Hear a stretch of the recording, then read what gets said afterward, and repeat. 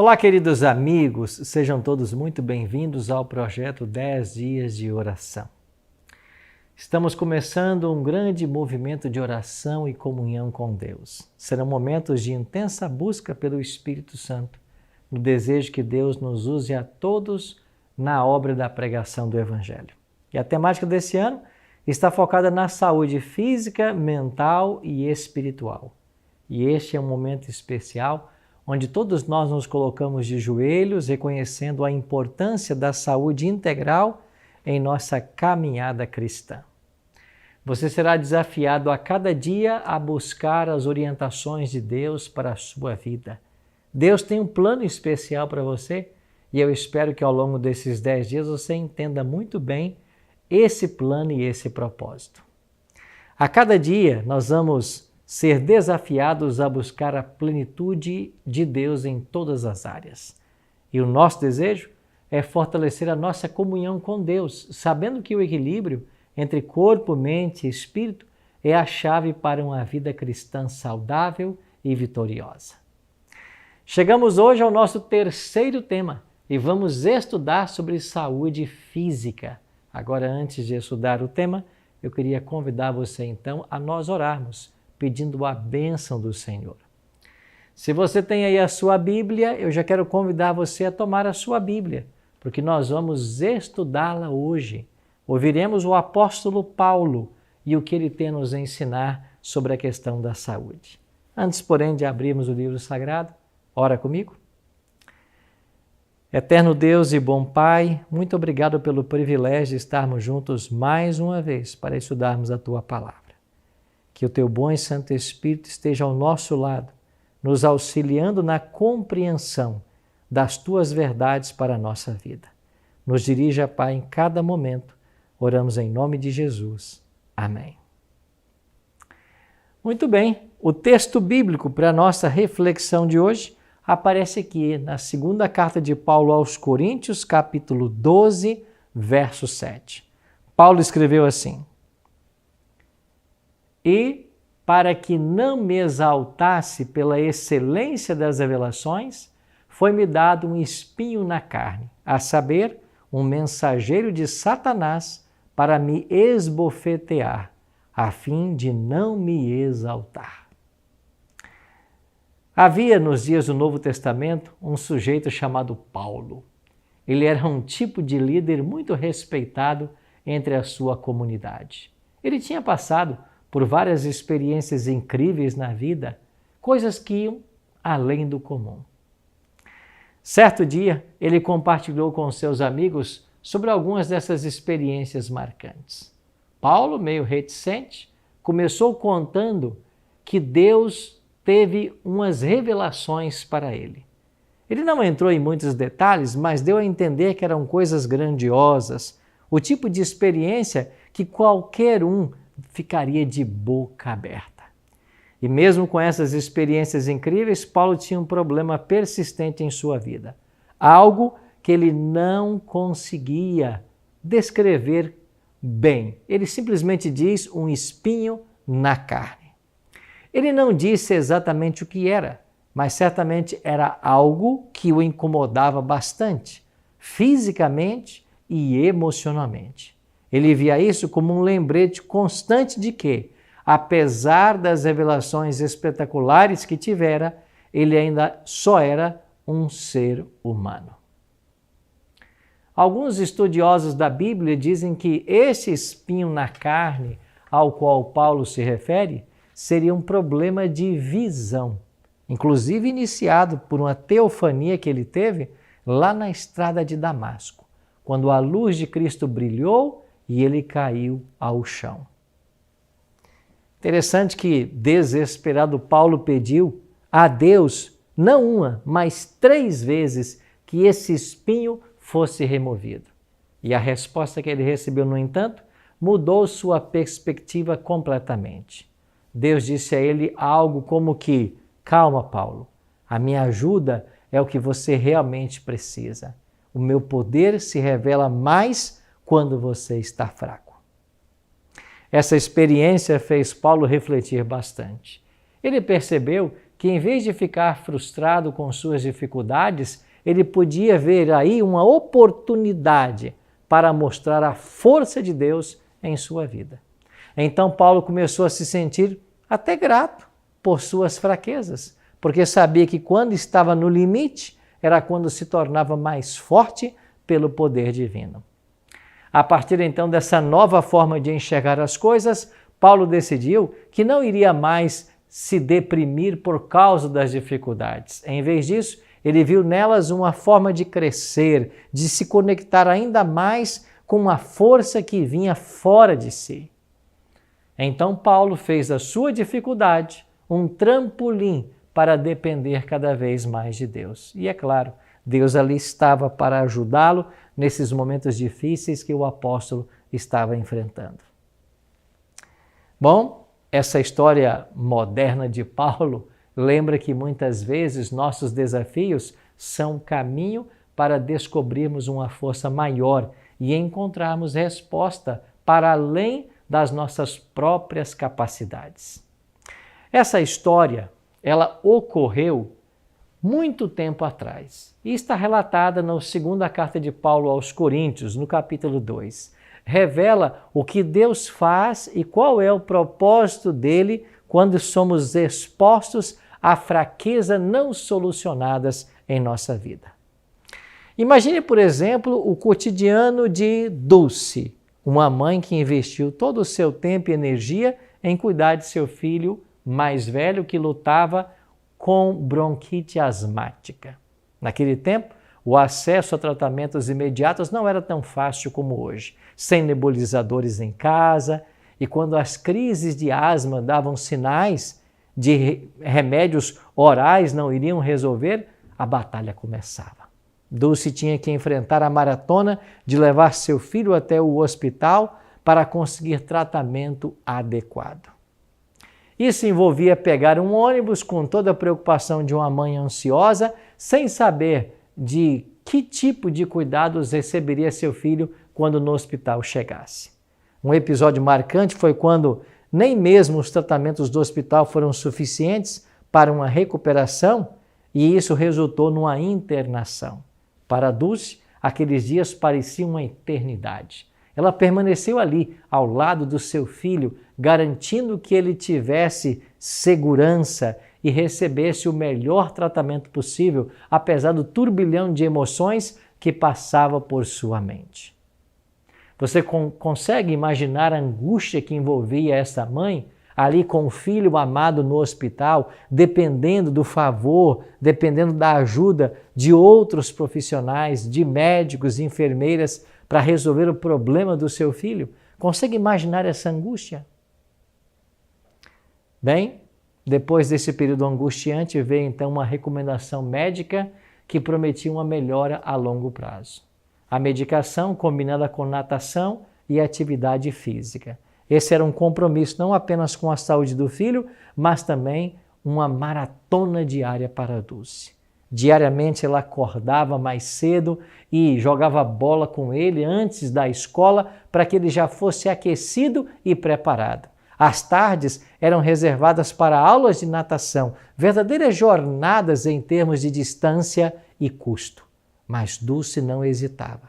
Cada esforço valia a pena se significasse evitar ver seu filho lutando por respirar, lutando por oxigênio, pelo ar.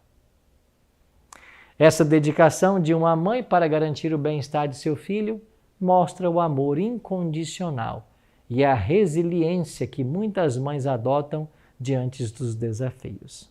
O filho de Dulce, graças às suas fraquezas da sua infância e lutas com sua mãe, desenvolveu hábitos de fazer exercício todas as manhãs, contabilizando mais de 17 mil quilômetros nos últimos 7 anos.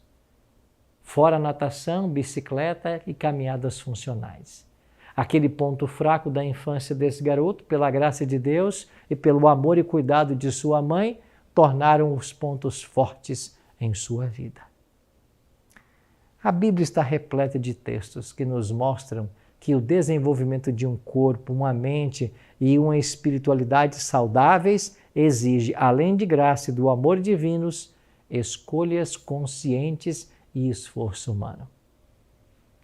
Eu vou mencionar para você agora 5 versos da Bíblia que transmitem a ideia da abstinência ou do domínio próprio. O primeiro deles está aqui em 1 Coríntios, capítulo 9, verso 25, onde Paulo diz assim: todo atleta em tudo se domina, aqueles para alcançar uma coroa corruptível, nós, porém, a incorruptível. Prestou atenção nas palavras? O atleta em tudo se domina, domínio próprio. Na primeira carta de Paulo aos Tessalonicenses, capítulo 4, versos 3 e 4, é um segundo texto. E Paulo escreveu assim: pois a vontade de Deus é a santificação de vocês, que se abstenham da imoralidade sexual, que cada um de vocês saiba controlar seu próprio corpo em santificação e honra. Percebeu a expressão? Controlar seu próprio corpo, domínio próprio. Um terceiro texto de Paulo, Gálatas 5, 22 e 23. Paulo escreveu assim: mas o fruto do Espírito é amor, alegria, paz, longanimidade, benignidade, bondade, fidelidade, mansidão, domínio próprio. Contra essas coisas não há lei. Mais uma vez, a expressão domínio próprio. Um quarto texto, aqui em Tito capítulo 2, versos 11 e 12. Paulo assim escreveu: porque a graça de Deus se manifestou trazendo salvação a todos. Ela nos educa para que, renegadas a impiedade e as paixões mundanas, vivamos nesse presente mundo de forma sensata, justa e piedosa. Perceberam as palavras de Paulo? Renegadas as impiedades e paixões humanas. Domínio próprio. Negar-se a si mesmo. E um último texto, agora do apóstolo Pedro, na sua primeira carta, capítulo 5, verso 8, Pedro assim se expressou sobre o domínio próprio. Sede, pois, sóbrios e vigilantes. O diabo, vosso adversário, anda em derredor como um leão que ruge, procurando alguém para devorar. A ênfase aqui é sede sóbrios e vigilantes, ou seja, em todo o tempo eu devo estar atento aos ataques de Satanás e cuidar para que não perca a minha vida, não caia, não tropece. Em todos esses 5 versos que eu acabei de mencionar, nós vemos a ênfase da importância de viver uma vida disciplinada e controlada, conforme os ensinamentos da Bíblia. Aliás, é impossível ter uma vida física saudável, mente e emoções equilibradas, vida espiritual produtiva, sem fazer exercícios diariamente, sem ingerir bastante frutas, verduras, cereais, sem uma boa alimentação. É impossível alcançar estas coisas sem qualidade de sono, dormir a quantidade suficiente, a hora necessária. Como pode um cérebro sedentário, intoxicado pelas telas, cansado e esgotado pela irracionalidade de não dormir, inflamado por açúcar e alimentos ultraprocessados, produzir emoções empáticas e equilibradas? Raciocínio claro e profundo. Uma vida espiritual abençoada e poderosa. Como? Impossível. Uma alimentação baseada em frutas, verduras e cereais integrais, aliada à atividade física regular, a um sono restaurador. Isso nos oferece inúmeros benefícios para a saúde física, mental e espiritual. Primeiro, promove a nutrição adequada, fornecendo vitaminas, minerais, fibras essenciais que nos ajudam na manutenção do peso e funcionam como antioxidantes. Dessa maneira, nos protegendo de doenças. Sim, pessoas que se alimentam mal estão fadadas a adoecer, porque tudo que nós ingerimos vira sangue, e um sangue de boa qualidade vai gerar boa saúde. Se não nos alimentamos bem e comemos alimento trash, lixo, junk food, a nossa saúde será péssima, porque o sangue será péssimo.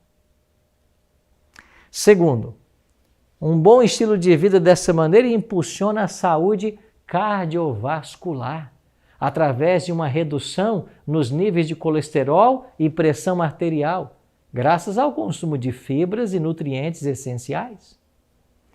Terceiro, um estilo de vida assim aprimora a saúde mental e emocional, pois a prática de exercícios físicos libera endorfina e serotonina, hormônios que geram bem-estar e alivia o estresse.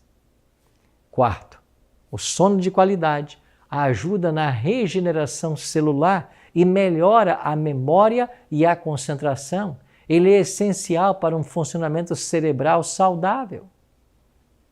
Por fim, cria um ciclo positivo de energia e motivação, incentivando a adoção de hábitos saudáveis que se refletem em uma vida mais equilibrada e produtiva.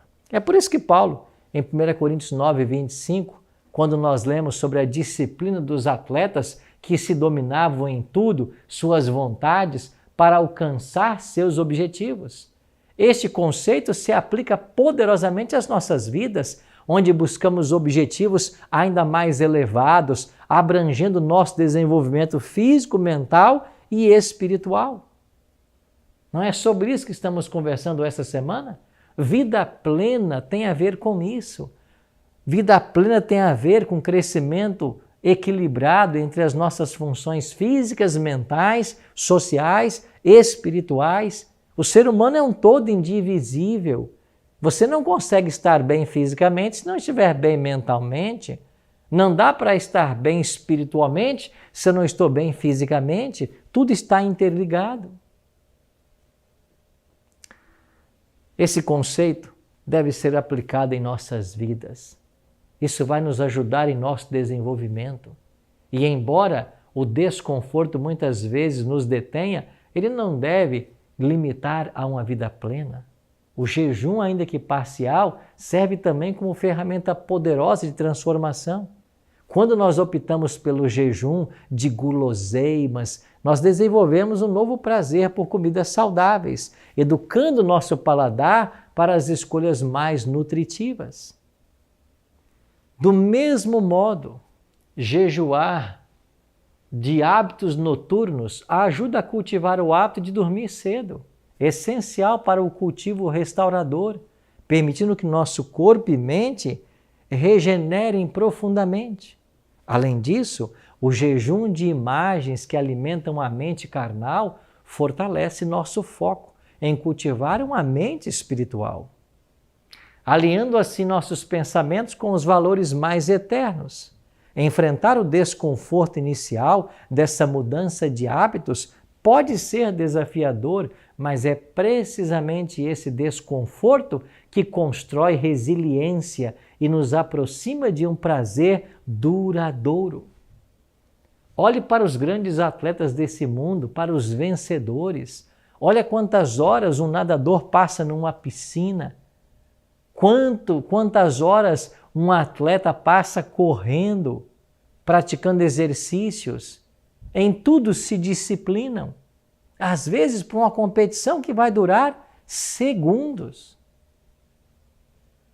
E assim como o atleta sofre, treina e ultrapassa limites pelo prêmio final, devemos abraçar o desconforto passageiro do jejum, das disciplinas, como um caminho para o crescimento real.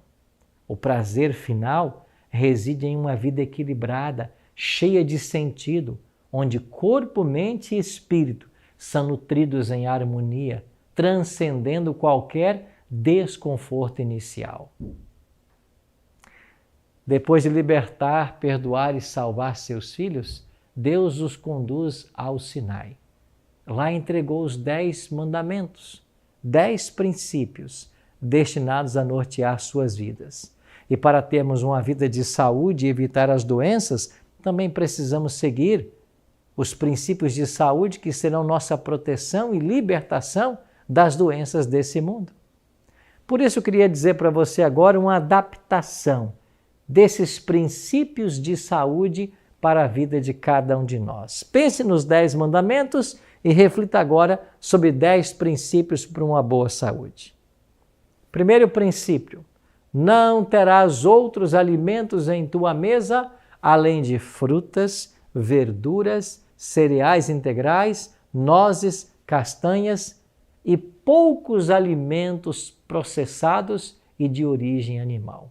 O ideal é até excluir esses alimentos de nossa mesa. Segundo, não consumirás alimentos ou substâncias estimulantes, como guloseimas multiprocessadas, carnes impuras, álcool, tabaco ou cafeína. Terceiro mandamento: tomarás luz, não em excesso, mas a luz do sol na medida correta, porque a luz solar, ela nos ajuda na fixação da vitamina D em nosso organismo. Então nós temos que nos expor à proteção do sol de acordo com o tom da nossa pele e com a temperatura do nosso ambiente. Quarto mandamento: lembre-se de descansar antes das 22 horas e dormir pelo menos 7 horas por noite, porque Deus descansou e nos deu o exemplo que nós também precisamos descansar. Quinto mandamento: honrarás o exercício físico diariamente, para que se prolongue os teus dias e tenhas autonomia na terra. Sexto mandamento: não matarás a tua sede com refrigerantes, com sucos com açúcar ou aditivos químicos, mas com água pura, fresca e em boa quantidade. Sétimo mandamento: não adulterarás a quantidade dos seus alimentos, nem para menos, nem para mais, mantendo sempre o peso adequado para a tua altura. Oitavo mandamento: não furtarás o ar puro dos teus pulmões, mas você dará preferência por estar em locais onde o ar puro e limpo possa ajudar você na correta respiração e ajudar na circulação de todo o sangue, de todo o organismo. Nono mandamento: não darás falso testemunho, mas assumirás teu excesso de descontrole para corrigir a rota. E finalmente, 10º mandamento: não cobiçarás o estilo de vida dos outros, nem seus alimentos, mas lembra-te que o teu corpo é o templo do Espírito Santo, e nesta vida nada melhor do que ter o Espírito de Deus habitando em nosso coração. Interessante, né? Essa paráfrase dos 10 mandamentos associada às leis de saúde. Eu queria trazer para você mais um texto da escritora norte-americana Ellen G. White, onde ela diz: um reavivamento da verdadeira piedade entre nós, eis a maior e mais urgente de todas as necessidades. Buscá-lo deve ser a nossa primeira ocupação. Importa haver diligente esforço para obter a bênção do Senhor. Não porque Deus não esteja disposto a outorgá-la, mas porque nos encontramos carecidos de preparo para recebê-la.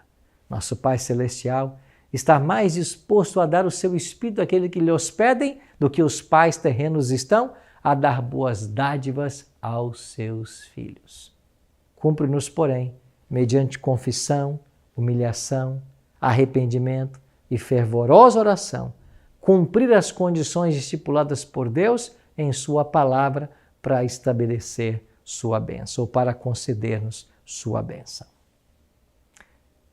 Esta menção dessa escritora norte-americana Ellen G. White aparece no livro Mensagens Escolhidas, volume 1, na página 121, e traz para todos nós um conselho muito especial.